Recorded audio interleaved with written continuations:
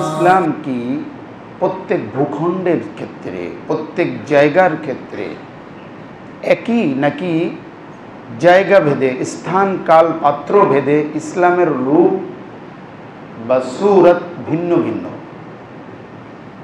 উদাহরণ, সৌদি আরবের ইসলাম আর বাংলাদেশের ইসলাম কি আলাদা? পাকিস্তানের ইসলাম আর তুরস্কের ইসলাম কি আলাদা? মানে ইসলাম কি কোনো ভূখণ্ডে ভৌগোলিক বিবেচনায় তার কি রূপ ভিন্ন হতে পারে? পারে? ব্যাখ্যা আছে। এক কথায় বলেন না, সব জিনিস ইয়েস নো দিয়ে উত্তর হয় না। প্রিয় হাজরিন, আমাদের কিছু শিক্ষিত বিদ্বান, কিছু পড়ালেখা মানুষ যারা নিজেদেরকে গবেষক মনে করে, যারা একটু উদার মনা নিজেকে মনে করে, তাদের অনেকের দাবি বা বক্তব্য হলো ভূখণ্ড ভেদে ইসলামের রূপরেখা ভিন্ন ভিন্ন। তারা মনে করেন সৌদি আরবের ইসলাম বাংলাদেশের ইসলাম এক নয়। কেন? অনেকেই মনে করেন বাংলাদেশ, ভারত হলো সুফিবাদী ইসলামের দেশ, আর এই সৌদি আরব টারব এগুলো হলো ওয়াহাবিবাদের মানে মুসলিম দেশ। আসলে কি ইসলামে কোনো বাদ আছে কি না? ইসলামে বাদ নেই, বাধা আছে। আবার ইসলামে কি আছে? ব্যাপকতাও রয়েছে। আসুন আমি সংক্ষেপে বিষয়টা, যেহেতু এটা একটা গভীর বিষয়, আমি সংক্ষেপে যতটুকু কোরআন সুন্নাহ থেকে যতটুকু জেনেছি, বুঝেছি, কিংবা ইতিহাস থেকে যতটুকু জেনেছি, সে আলোকে আলোচনা করি ইনশাআল্লাহ। ধৈর্য ধরে শুনুন।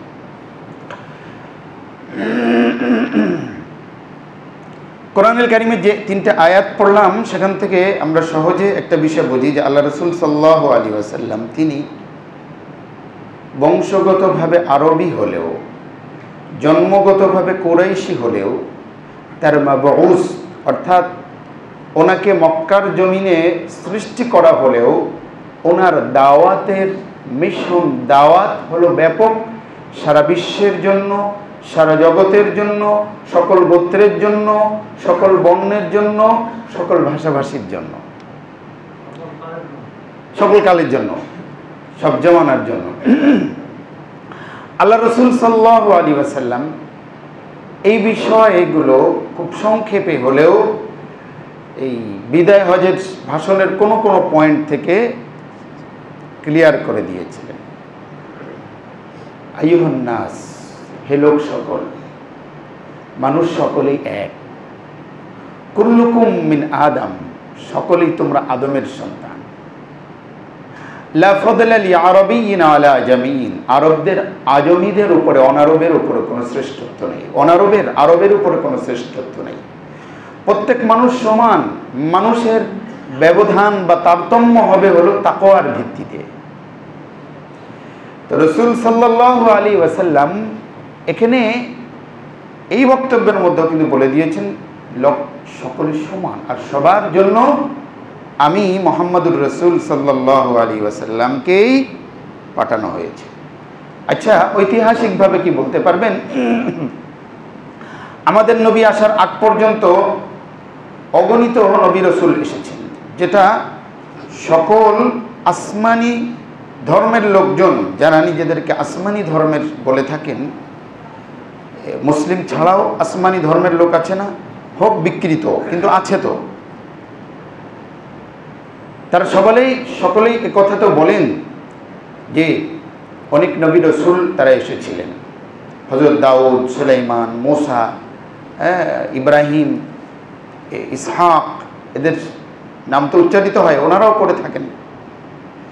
তাহলে দেখা গিয়েছে 2-4 বছরের ব্যবধানে নবী এসেছে। আবার দেখা যাচ্ছে গোত্র ভিন্ন হিসেবে নবী এসেছে। হযরতে ঈসা আলাইহিস সালাতু ওয়াস সালামের আর আমাদের নবীর মাঝে 500 বছরের গ্যাপ ছিল। এর আগে গ্যাপগুলো আরও কম ছিল। কিন্তু আমাদের নবী সাল্লাল্লাহু আলাইহি ওয়াসাল্লাম বিদায় নিয়ে চলে গিয়েছেন 1446 হিজরি চলে, 1450 বছর, প্রায় 1450 বছর এর ব্যবধানে কোনো একজন নবী কি এসেছে? যারা এসেছে তারা ভণ্ড প্রমাণিত হয়েছে, দলিলের আলোকে, প্রমাণের আলোকে তারা ভণ্ড প্রমাণিত হয়েছে। তারা কোনো একটা আসমানি গ্রন্থ দেখাতে পারে নাই, কোনো চ্যালেঞ্জ নিতে পারে নাই। মুখে মুখে তো অনেক দাবি করা যায় যে আমাদের নবী করিম সাল্লাল্লাহু আলাইহি ওয়াসাল্লাম সকল যুগের জন্য, সব সময়ের জন্য, প্রত্যেক রাষ্ট্রের জন্য, প্রত্যেক বিলাদের জন্য আমাদের নবী মানে হলো ইসলাম। ইসলাম মানে আমাদের নবী, আর আমাদের নবী মানে ইসলাম, তাই না? আলাদা তো সত্য না, ইসলাম আলাদা নবী আলাদা, এরকম কি নাকি? ইসলাম যা আমাদের নবী তা, আমাদের নবী যা ইসলামও তাই।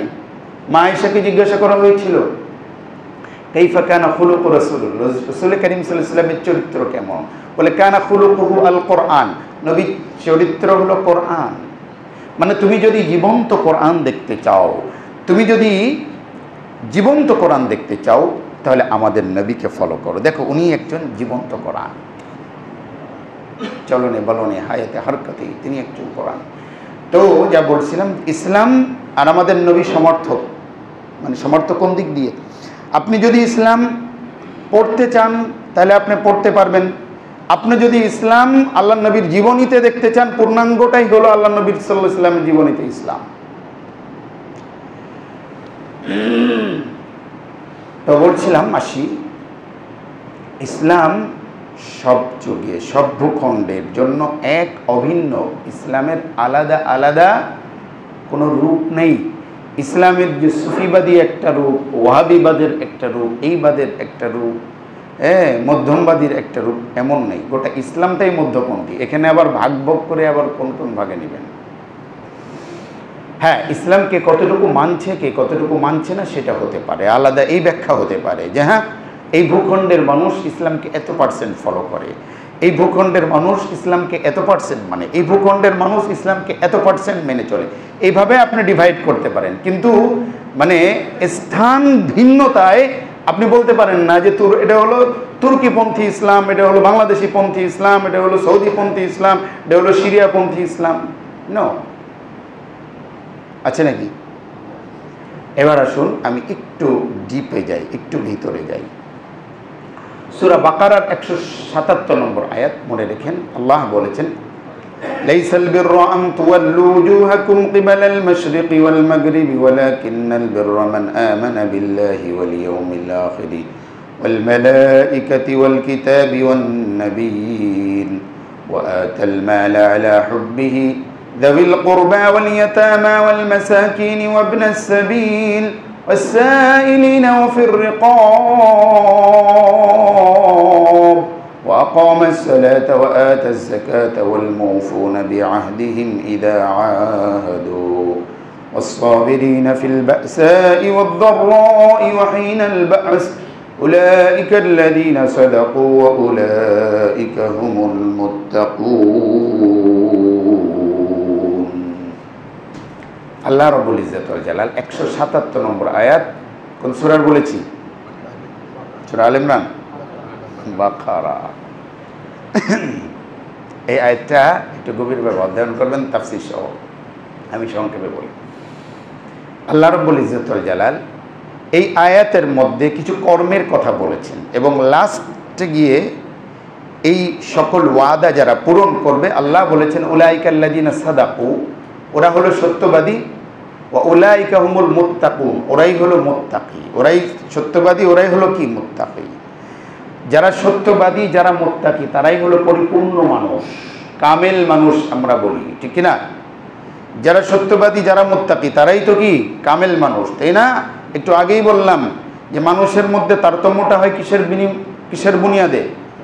তাকওয়ার বুনিয়াদে। তাকওয়ার ভিত্তিতে মানুষের স্তর উন্নতি হবে অথবা অবনতি হবে। তো এই আয়াতের মধ্যে, সূরা বাকারার এই আয়াতের মধ্যে অনেকগুলো হুকুমের কথা আনছে, বিষয় তাকে যারা বিজ্ঞ মুফাসসির বা উলামায়ে কেরাম এখানে 3টে পয়েন্ট, 3টে ভাগে ভাগ করেছেন। একটা হলো একজন কামেল মানুষ মোকাম্মাল মানুষ, ওনার জন্য এক নম্বর হলো তাআল্লুক মা আল্লাহ, তার সৃষ্টি অর্থাৎ সে তো সৃষ্টি ব্যক্তির সাথে তার স্রষ্টার সম্পর্কটা কেমন হওয়া চাই। 2 নম্বর হলো তাআল্লুক মা নাস, তার সাথে অন্য অন্য সৃষ্টির সম্পর্ক কেমন হওয়া চাই। 3 নম্বর হলো তাআল্লুক বিন নাফসি, তার নিজের সাথে নিজের সম্পর্কটা কেমন হওয়া চাই। যার এই 3 ধরনের সম্পর্ক ভালো হবে তিনিই হলেন কামেল মানুষ, তিনিই হলেন মোকাম্মাল মানুষ, তিনিই হলেন ভালো মানুষ, তিনি হলেন মুত্তাকি মানুষ। এইগুলা যেটা মানে একজন মানুষের এই কামালাতের পরিপূর্ণতার মাপকাঠি, মানদণ্ড, যেটার উপরে ভিত্তি করে মানুষ উন্নতি করে, মানুষ তার সর্বোচ্চ স্তরে পৌঁছে যেতে পারে, সেটা এই আয়াতের মধ্যে বলা হয়েছে তাআল্লুক বিল্লাহ, তাআল্লুক বিন নাস, তাআল্লুক বিন নফস। তাই না? আপনি দেখেন যে এই 3টার বাইরে আর কিছু নেই, আপনি হিসাব করে দেখেন। তো তাআল্লুক বিল্লাহ, আল্লাহর সাথে, সৃষ্টির সাথে স্রষ্টার সম্পর্ক কেমন হওয়া চাই। আল্লাহ রাব্বুল ইজ্জত ওয়াল জালাল সেটা বলেছেন, লাইসাল বিররু আন তুওয়াল্লু উজুহাকুম কিবালাল মাশরিকি ওয়াল মাগরিব, পূর্ব এবং পশ্চিমে শুধুমাত্র মুখ ফিরাইলেই কি হওয়া যায় না, নেককার হওয়া যায় না, ভালো মানুষ হওয়া যায় না। ওয়ালাকিন্নাল বিররা মান আমানা বিল্লাহ, আল্লাহর প্রতি বিশ্বাস রাখতে হয়। ওয়াল ইয়াউমিল আখির, আখিরাতের প্রতি বিশ্বাস রাখতে হয়। ওয়াল মালাইকাতি ওয়াল কিতাবি ওয়ান নাবিয়্যিন, মালাইকা ফেরেশতাদের উপর, কিতাবের উপর আর নবীদের উপরে বিশ্বাস রাখতে হয়। তাহলে ইসলামের প্রথম জায়গা হলো বিশ্বাসের জায়গা। কারো যদি বিশ্বাস ঠিক না থাকে, কারো যদি বিশ্বাসের জায়গা নড়বড়ে থাকে, তাহলে সে প্রথম চান্সেই ফেল হয়ে গেল। তার মধ্যে যতই মানবিক গুণাবলী থাকুক না কেন, তিনি যতই আত্মশুদ্ধির কথা বলুন না কেন, তিনি যতই রুহানিয়াতের কথাই বলুন না কেন, তিনি কখনোই যার বিশ্বাসের জায়গাটা টলটলই মন, তিনি কখনো প্রাথমিক ধাপ বা স্তরই পার করতে পারেন নাই। এই জন্য অনেক সুফি, ভণ্ড সুফিদেরকে এলহাদ বা জিন্দিকের তকমা দেওয়া হয়েছিল, বর্তমানে বলে ট্যাগ দেওয়া। জিন্দিক মানে হলো ধর্মবিরোধী। কেন? তারা সুফিবাদের নামে এমন কিছু থিওরি আবিষ্কার করেছিল যেটা বলা যায় এলহাদ, অর্থাৎ নাস্তিকতার দিকে নিয়ে যায়। অতএব আধ্যাত্মিকতার নামে যদি ইসলামের মৌলিক বুনিয়াদ বা বিশ্বাসের সাথে টক্কর লাগে, তাহলে সেটাকে আধ্যাত্মিকতা বলা যাবে না, সেটাকে নাস্তিকতাই বলতে হবে। বোঝাতে পারছি না পারি নাই? এখন তাসাউফ নিয়ে অন্য কোনো এক সময় আলোচনা করব। ইসলামে তাসাউফ আছে কিনা, সুফিবাদী আছে কিনা, এটা একটা এটা আছে। তো সুফিবাদী আলাদা কোনো বিষয় না, এটাকে খোদ হাদিসের মধ্যেই আছে। তাসাউফ বা সুফিবাদী তো না, আসলে তাসাউফ, ইলমু তাসাউফ, যেটাকে ইহসান বলা হয়েছে। ইহসান হলো মানুষের ঈমান এবং আমলটাকে সুন্দর করা, মানুষের ঈমান এবং আমলটা যেন ভালোভাবে করা যায়, সেটার জন্য অনুশীলন বা চর্চার জায়গাটাকেই কি বলা হয়? তাসাউফ বলা হয়। এটাকে তো অস্বীকার করেন নেই কোনো স্কলাররা। অস্বীকারের জায়গাটা হলো তাসাউফের নামে, আধ্যাত্মিকতা চর্চার নামে মূল বিশ্বাসের জায়গা থেকে সরে যাওয়াটাকে, এটাকেই অস্বীকার করা হয়েছে। বোঝাতে পারছি না পারি নাই? না বুঝলে পরে জিজ্ঞাসা করবেন যেটা আপনি কি বোঝাতে চাইলেন, একটু ডিপের ব্যাপার। তো 1 নম্বর হলো বিশ্বাস আল্লাহর প্রতি, আখিরাতের প্রতি, নবীর প্রতি, এই কিতাবের প্রতি। এগুলো হলো শরীর বিশ্বাস। কি বিশ্বাস করতে হবে? এটা কিতাব আছে, আকায়েদের কিতাব, ইলমুল আকিদা। আকিদা কি জিনিস, এটার উপর কিতাব রয়েছে। আল্লামা তাহাবির আকিদাতুত তাহাবিয়া রয়েছে ছোট পরিসরে। আকিদার অনেক কিতাব রয়েছে আর কি, সেগুলো পড়লে আল ফিকহুল আকবার রয়েছে, ইমাম আবু হানিফা রহমতুল্লাহ আলাইহি, আল ফিকহুল আকবার, শরহুল ফিকহুল আকবার। তো তো এরকম অনেক কিতাব রয়েছে। আকিদা কি জিনিস? বিশ্বাস। বিশ্বাসের জায়গা নড়বড়ে হয়ে গেলে সে কামেল মানুষ হওয়া তো দূরে থাকুক, সে তো মুসলমানই থাকে না। 2 নম্বর বিষয় হলো তাআল্লুক বিন্নাস, মানুষের সাথে সম্পর্ক। মানুষের সাথে সম্পর্ক, যেটাকে আমরা বলতে পারি সামাজিক শিষ্টাচার, সামাজিক দায়বদ্ধতা, তার সমাজকেন্দ্রিক যেই, এটা আল্লাহ রাব্বুল ইজ্জত ওয়াল জালাল এটাকে বোঝানোর জন্য কয়েকটা পয়েন্ট নিয়েছেন। ওয়া আতাল মাল আলা হুব্বিহি যাবিল কুরবা ওয়াল ইয়াতামা ওয়াল মাসাকিন ওয়া ইবনাস সাবিল ওয়াস সাইলিন ওয়া ফির রিকাব। তারা সম্পদকে দান করে গরিব, অসহায়, মিসকিন, অভাবগ্রস্ত, সাইলিন, ভিক্ষুক এবং দাস মুক্তির জন্য তারা তাদের সম্পদকে ব্যয় করে, সম্পদ খরচ করে, তাই না? এখানে কিন্তু একটা মানে আমাদের ইসলামের সাথে, মৌলিকতার সাথে অন্য অনেকের মানে একটা দৃষ্টিভঙ্গির পার্থক্য আছে। অনেকে বলে ইসলাম মানে অর্থ কামাতে থাকো যেভাবে পারো। ইসলাম বলে যেমন এমনি কামানো যাবে না, তুমি হালাল পন্থায় কামাবা, সেটারও রূপরেখা দেওয়া আছে। কামানোর পরে তুমি মনে করো না এই পুরাটা সম্পদ তুমি একচ্ছত্র মালিক, বরং এখানে ভাগ ভাগ হয়ে অনেকের অধিকার এখানে রয়েছে। আফি আমওয়ালিহিম হাক্কুল লিসাইলি ওয়াল মাহরুম, তাই না? অর্থাৎ আপনার সম্পদের মধ্যে বিভিন্নভাবে ডিস্ট্রিবিউশন হবে, এবং এই ডিস্ট্রিবিউশনের মাধ্যমে ইসলাম যে মেসেজটা দিয়ে দিয়েছে, দেখুন মানুষ একাকী থাকতে পারে না। যে মানুষ শুধু অর্থ সঞ্চয় করে এবং তার অর্থ এই বলে যে বকিলের ধন পিঁপড়ায় খায়, তো এমন বকিল যে শুধু সম্পদ কামিয়েছে কামিয়েছে কামিয়েছে কামিয়েছে আর দেশে বিদেশে পাচার করেছে। এই বাংলাদেশের মতো গরিব রাষ্ট্রের কারো না কারো বিদেশের বাড়িতে 100-200 বাড়ি আছে, সেখানে অনেকের এমন মানে সংবাদ আসছে 100-200-300 বাড়ি সেখানে। আল্লাহ, তাহলে আপনি আল্লাহ রাব্বুল ইজ্জত ওয়াল জালাল কোরআন এবং সুন্নাহর মধ্যে বলেছে তোমার এই সম্পদ, এই বন্টন, বিভিন্নভাবে বন্টনের কথা বলেছে। কেন? ওই মানুষকে কেউ পছন্দ করে না যে অনেক সম্পদের অধিকারী, কিন্তু তার অর্থ সম্পদ জনকল্যাণে কাজে আসে না, মানুষের কাজে আসে না। মানুষের রক্ত চুষে নিয়ে যারা অর্থ পাচার করে বাহিরে, ওদের উপর আল্লাহর অভিশাপ, রসুলের অভিশাপ এবং কোটি কোটি মানুষের অভিশাপ থাকে। পক্ষান্তরে যারা আল্লাহ বলেছেন যাদের সম্পদ মানুষের, জনগণের, অভাবী মানুষের কাজে আসে, তারাই হলো কামেল মানুষ। তারাই হলো কি? কামেল মানুষ। তাহলে কামালাতের পরিপূর্ণতার দ্বিতীয় পয়েন্ট, যেটা তাআল্লুক বিন্নাস, মানুষের সাথে সম্পর্ক। মানুষের সাথে অনেকভাবে সম্পর্ক হয়, কিন্তু এখানে আল্লাহ রাব্বুল ইজ্জত ওয়াল জালাল যে কথা বলেছেন যে সম্পদ ব্যয়ের মাধ্যমে মানুষের সাথে সম্পর্ক গড়ে তোলে। দেখবেন যদিও এই হাদিসটি একটু দুর্বল, সেটা হলো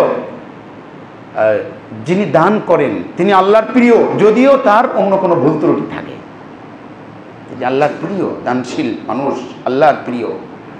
প্রিয় হাজরিন, তো বলছিলাম যে মানুষের সাথে যিনি সুসম্পর্ক রাখেন, মানুষের বিপদে পাশে গিয়ে দাঁড়ান নানাভাবে, মানুষের প্রতি জুলুম অবিচার করেন না, মানুষের রক্ত খায় না, ওই মানুষগুলো যখন একটা সময় দুনিয়ার থেকে চলে যেতে হয় সবাইকেই, যায় কি যায় না? হ্যাঁ, যেই বিদেশে 300-350 বাড়ি বানিয়েছে, ওই বাড়ি কি মরবে না? তাকে মরতে হবে। আপনি দেখবেন যে লোকটা তার টাকা পয়সা, অর্থ সম্পদ তেমন একটা নাই, ওই লোকটা মারা গিয়েছে কিন্তু সে পরোপকারী ছিল, মানুষের সাথে তার এই সম্পর্ক ভালো ছিল। ওই লোকটা মারা গেলে মানুষ চোখ দিয়ে পানি ফেলে, তার জন্য দোয়া করে। ভাই, দোয়া 2 ধরনের। আমি আসলে যেই টপিকটা নিয়েছিলাম এটার আয়োগে সামারি করি। তো মানুষের কামেল হওয়ার 3টি ধাপ: তার স্রষ্টার সাথে তার সম্পর্ক, মানুষের সাথে কমিউনিকেশন, তার সম্পর্ক, এবং তার নিজের সাথে নিজের সম্পর্ক, মানে আত্মশুদ্ধি, চরিত্র সংশোধন, যেটাকে আমরা বলি।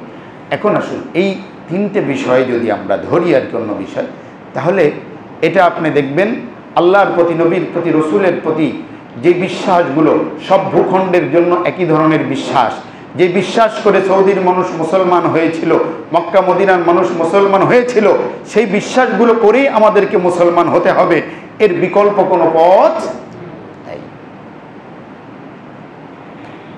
সামাজিক শিষ্টাচার, সামাজিক শিষ্টাচারের মৌলিক বিষয় এক।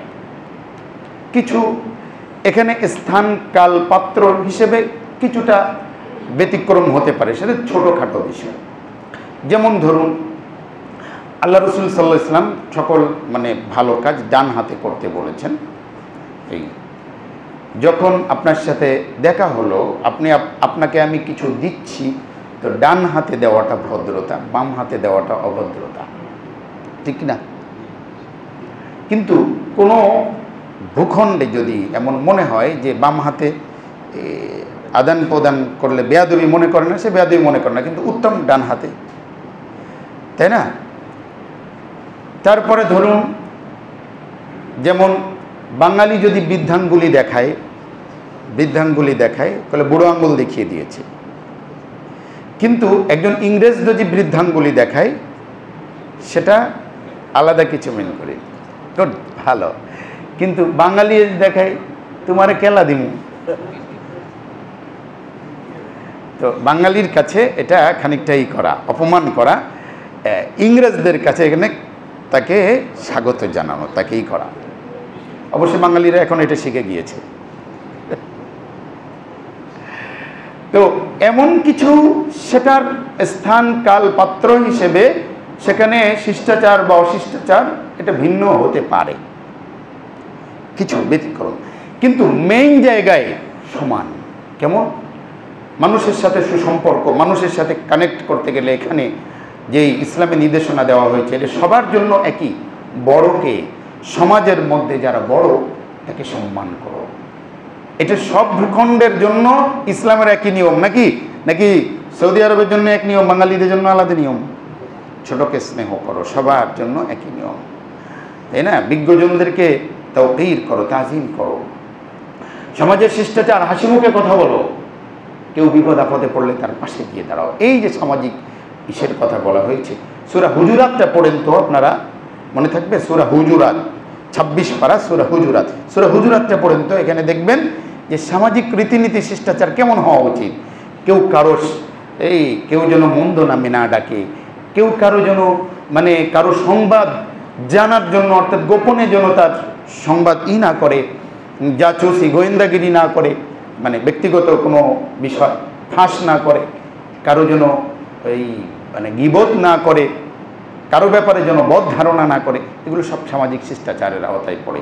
এগুলো সব ভূখণ্ডের জন্য সমান, আলাদা কিছু নাই। প্রিয় হাজিরিন, 5 মিনিট কথা বলবেন? আচ্ছা, প্রিয় হাজিরিন, তো বলছিলাম যে আসলে তাহলে কিছু মানুষ কেন এই কথা বলে যে স্থান ভেদে, জায়গা ভেদে ভিন্ন ভিন্ন রূপরেখা। না, আসলে কোনো ভিন্ন রূপরেখা নয়। ইসলামের যে আইন, ইসলামের যে শাসন, ইসলামের যে বিধান, এটা সবার জন্য এক, সব ভূখণ্ডের জন্য। আপনি যদি ইসলামের ইতিহাসে চলে যান, ইসলাম শুরু হয়েছিল মক্কা থেকে, এসেছিল মদিনায় এসে ইসলাম অনেক বেশি প্রশস্ত হয়েছিল। ইসলাম ইরাকে, ইসলাম সিরিয়ায়, ইসলাম মিশরে, ইসলাম আফ্রিকায়, ইসলাম এশিয়ায়, ইসলাম আজারবাইজান, ইসলাম ইরান, ইসলাম আন্দালুসিয়া বা স্পেন। এই বিশাল ইসলাম আপনি ইতিহাস ঘেঁটে দেখলে দেখবেন সব জায়গায় ইসলামী যে ব্যবস্থাপনা ছিল, একই ব্যবস্থাপনা। ইসলামী খেলাফতকালের, ইমারতকালের আপনি দেখুন যে তাদের নিয়ম কানুন, ইসলামিক যে মূল একই, তাতে কোনো সমস্যা তৈরি হয় নাই। বোঝাতে পারছি না? বাড়ি নাই। অতএব 21 শতাব্দীতে এসে যে ইসলামের ভিন্ন ভিন্ন সংজ্ঞা দেওয়া, এটা ইসলামের নামে তাহরিফ বা বিকৃত করা। ইসলামের নামে কি করা? বিকৃত করা। এটার কোনো সুযোগ নাই। হ্যাঁ, এটা কেন করা হয় জানেন? এটা হলো কিছু অবৈধ জিনিসকে বৈধতা দেওয়ার জন্য এমন তাহরিফ বা বিকৃত করা হয়। অবৈধ জিনিস, এটা আমি আল্লামা তাকি উসমানির একটা কথা নকল করি। আল্লামা তাকি উসমানি সাহেব এক জায়গায় বলছেন, এক অনারবি ব্যক্তি, আজমি, সে আরব ভূখণ্ডে গিয়ে দেখে যে এক লোক আরবিতে গান গাইতেছে। তো বেসুরা কণ্ঠে গান, সুরমুন নাই কিছু। তো এটা শোনার পরে উনি পরবর্তী বাড়ি এসে মন্তব্য করছে যে আল্লাহ রসুল সাল্লাল্লাহু আলাইহি ওয়াসাল্লাম যে গান শুনতে না করছেন সেটার কারণ আছে। কারণ কি? কারণ হলো এই আরবের লোকজন হলো বেসুরা কণ্ঠে গান গায়, এই জন্য বলছেন এই বেসুরা কণ্ঠের গান টান চলে না। বলে আল্লাহর নবী যদি আমাদের কণ্ঠের গান শুনতেন তাহলে নিশ্চয়ই তিনি না করতেন না, এমন সুরেলা কণ্ঠে গান। আসল ঘটনা কি তাই নাকি? ওর মতো করে বুঝেছে ইসলাম, ওর মতো ব্যাখ্যা দাঁড়ি করিয়েছে। এখন যদি আমরা মনে করি বাঙালি মুসলমানের সংস্কৃতির নামে যদি আমরা ঢোল তবলা গান বাজনা বা এ জাতীয় কিছু মোমবাতি জ্বালানো ইত্যাদি ইত্যাদি এগুলো মনে যদি করি এগুলো বাঙালি ইসলাম এবং এটাকে একটা বৈধতার রূপরেখা দেওয়ার চেষ্টা করি, তাহলে নিশ্চিতভাবে সেটা কি অপব্যাখ্যা। এটা আরবদের জন্য যেমন নিষেধ, এটা অনারবদের জন্য ঠিক তেমনভাবে নিষেধ। বাঙালি কালচার এখন যদি আপনি মনে করেন যে ঠিক আছে পশ্চিমা মুসলমান আর সৌদি আরবের মুসলমান, মানে পশ্চিমা ইসলামের যদি ব্যাখ্যা দাঁড় করিয়ে দিয়ে বলেন যে সেখানকার ইসলাম হলো এই যে সেখানে যেহেতু সেখানে তাদের পোশাক আশাক গেটআপ চালচলন একটু ভিন্ন ধরনের, তো ঠিক আছে সেখানকার মেয়েরা খুললাম খোলা চললেও তার ইসলামিত্ব যাচ্ছে না, তার মানে ওইটাই হলো পশ্চিমা মুসলমানের কালচার। মানে কালচারের নামে যদি আলাদা আলাদা ভূখণ্ডের আলাদা আলাদা ব্যাখ্যা দাঁড় করাই, এবং কিছু কিছু ইসের কথিত বুদ্ধিজীবীদের শোনা যায় যে যেমন হিজাব নিকাব পর্দা এগুলো নিয়ে অনেকের অ্যালার্জি আছে শিক্ষিতদের মধ্যে। শিক্ষিত মানে হলো আমি ওই শিক্ষিতদের কথা বলছি। এবং তাদের একটা গোষ্ঠী তো সরাসরি ইসলামকে অস্বীকার করে এবং অধিকাংশ এরা সরাসরি ইসলামকে অস্বীকার করে না, বরং ওরা একটা ভিন্ন ব্যাখ্যা দাঁড় করাতে চায়। বলে কেন? ওই দেখো আরবের ভূখণ্ড হলো গরম, সেখানকার উত্তাপ গরম উত্তাপ, তো সেখানে একজন নারীর কোমল ত্বক কি হয়ে যেতে পারে, পুড়ে যেতে পারে, জ্বলে যেতে পারে, এই জন্য তাদের প্রোটেকশনের জন্য মোটা কাপড় এবং বোরকা দেওয়া। এই ব্যাখ্যা আমি দিচ্ছি না, দেয় তারা।